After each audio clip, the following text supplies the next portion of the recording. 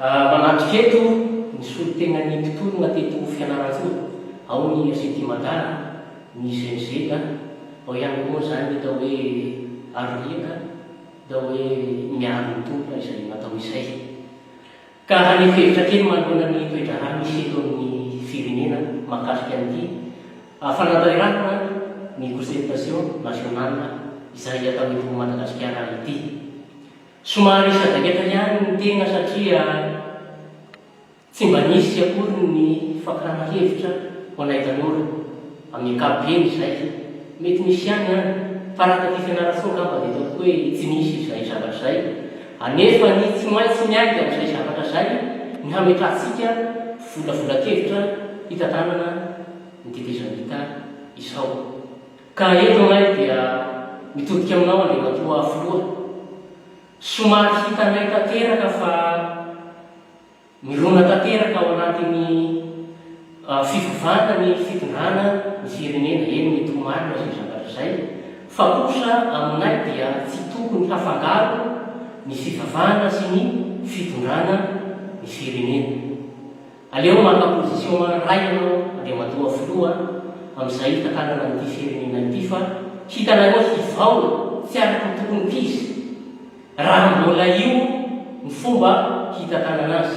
Tsy akory anay mahay hoy ianao, fa kosa fomba fiverinay izay andriamatoa filoha.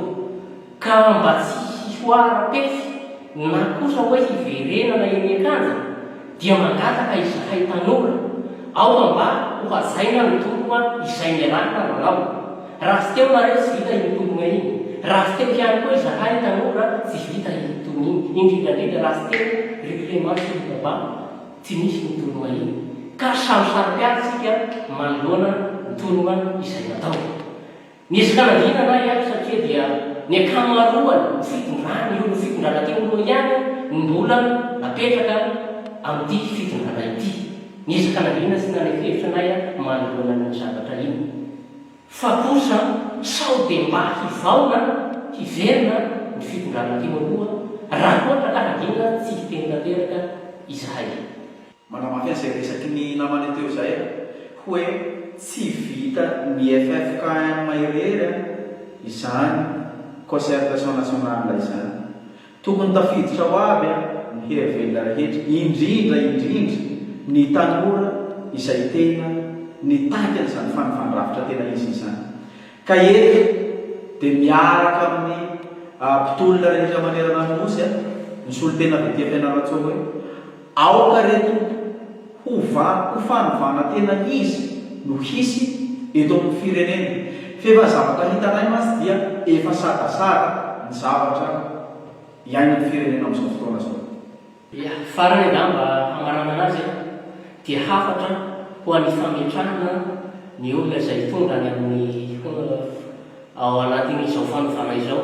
Aoka re izay mba tena olo vonona hanofo izay rafitra izay no hapetraka rehefa mandeha ny nomination isan-karazany.